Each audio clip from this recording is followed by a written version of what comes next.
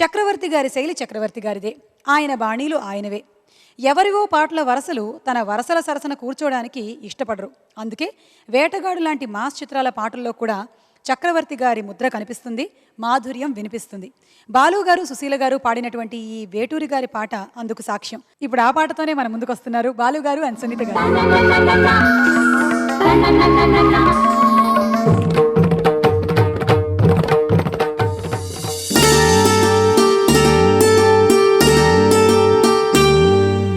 జాబిలితో చెప్పనా, జాబిలితో చెప్పనా, జామురాత్రి నిదురలోన నీవు చేసిన అల్లరి చెప్పనా రోజా. జాబిలితో చెప్పనా, జాబిలితో చెప్పనా, జామురాతిరి కలలలోన నీవు రేపిన అలజడి చెప్పనా రాజా.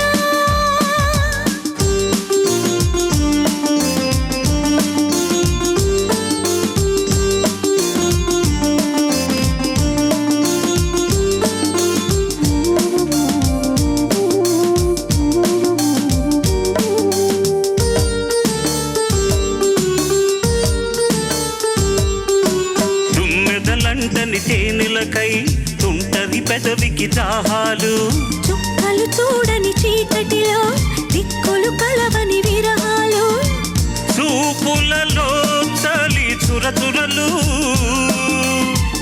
ఆ చలి తీరని విరవిరలు, అన్నీ ఆవిరి పెడుతుంటే నన్నే అల్లరి పెడుతున్నావని చెప్పనా చెప్పనా చెప్పనా. జాబిలితో చెప్పనా, జామురాతిరి కలలలోన నీవు రేపిన అలజడి చెప్పనా రాజా.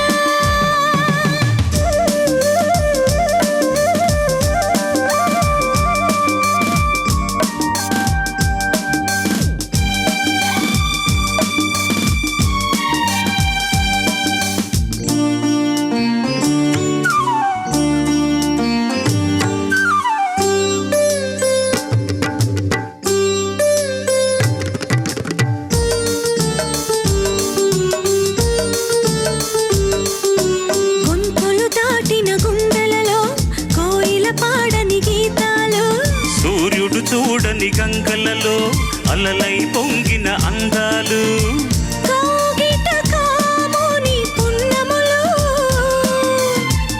వెన్నెల వీణల సరిగమలు, పేరంటానికి రమ్మంటే పెళ్ళికి పెద్దవి నీవేలెమ్మని చెప్పనా చెప్పనా చెప్పనా. జాబిలితో చెప్పనా, జామురాతిరి కలలలోన నీవు రేపిన అలజడి చెప్పనా రాజా. జాబిలితో చెప్పనా, జామురాతిరి నిదురలోన నీవు చేసిన అల్లరి చెప్పనా రోజా రాజా రోజా రాజా రోజా. రాజా.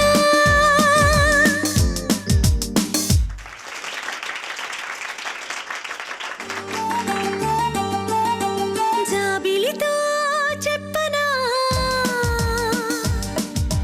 జాబిలితో చెప్పనా. ఈ పాట అంతా రామారావు గారు, శ్రీదేవి గారు ఇలా పరిగెడుతూనే పాడారు. మరి మీరు కూడా రికార్డింగ్లో ఇలాగే పరిగెత్తి పరిగెత్తి అలజడి చెప్పనా రాజా.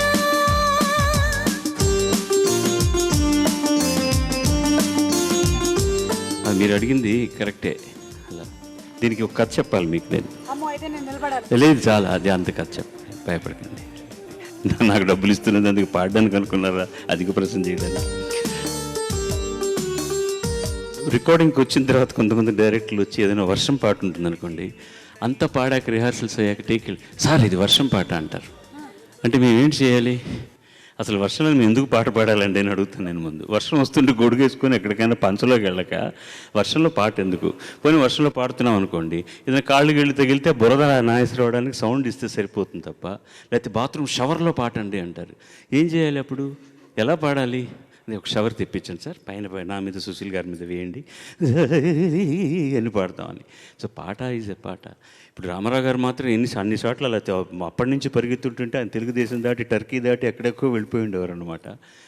రికార్డింగ్లు అవన్నీ ఏమి జరగవు. వాళ్ళు పాపం వాళ్ళ కష్టాలు వాళ్ళవి, పీత కష్టాలు పీతవి, సీత కష్టాలు సీతవి, సుమ కష్టాలు సుమవి, తన కష్టాలు తనవి. అదేంటది? ఎందుకండి అంత కోపం వచ్చింది? నేను ఏమన్నానని చెప్పండి ఇప్పుడు ముందు. లేదు సార్, ఏం లేదు, అదే కదా, ఏం లేదు. ఓకే.